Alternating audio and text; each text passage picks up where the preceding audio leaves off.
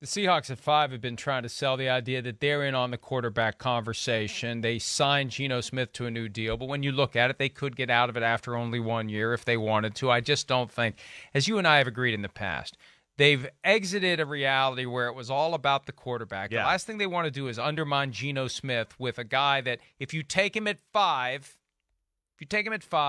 you can't avoid the conversation. Exactly. When is he going to play? When is he going to be ready? It's all about him. It's all about him. It's all about him. They've had enough of that. I'll be stunned if they take a quarterback at 5, in part because all the best ones may be gone by then, the best of the best. Maybe at 20, they would take one. But even then, I don't think that's where the Seahawks should be right now. I think they're putting that out there just to send a message to the Falcons at 8, the Raiders at 7, or anyone else who may be thinking quarterback not in the top 10. Yeah. Here's a spot where you can come get your quarterback, and especially for the teams at 7 and 8.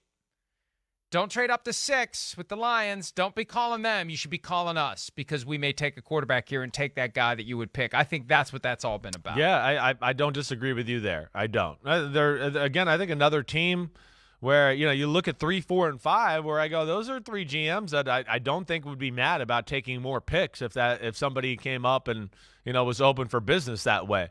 But the Seahawks, if they do sit there at 5, yeah, I don't expect it to be quarterback. You explained it right. We had this conversation last week. You said it right. They don't want to deal with, the quarterback's the king again, and we got to deal with all that crap. They're going to build a team, and Geno was awesome last year, so why abandon that ship? So now you look at them, and I think they're another team, Mike, like we talked with Arizona, that I expect defense to be, the guy on the card here when it's all said and done, whether it's who's ever left over. That's why I said Jalen Carter before. I mean, he certainly could be a guy that is on their radar and makes sense, especially for their defensive scheme they play now. They're not playing the Seattle scheme. Or who's ever left over from the pass rushers. If the Cardinals took Will Anderson from Alabama, well, maybe this is where the Texas Tech kid comes involved here. So, but I would think it's there. They're a team that we've talked about a lot over the last year or two to go, who makes a play for them on the defensive line in big moments? Who is ever going to be that guy? And they don't really have that guy. They got Draymond Jones in free agency, right? Draymond Jones. Draymond Jones. But, they need more there in that department.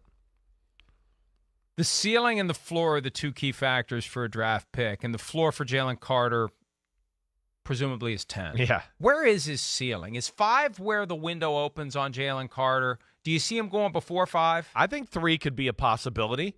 I do. I don't look at anything in Arizona for them to sit there and, for me to sit there and go, well, yeah, they're good there.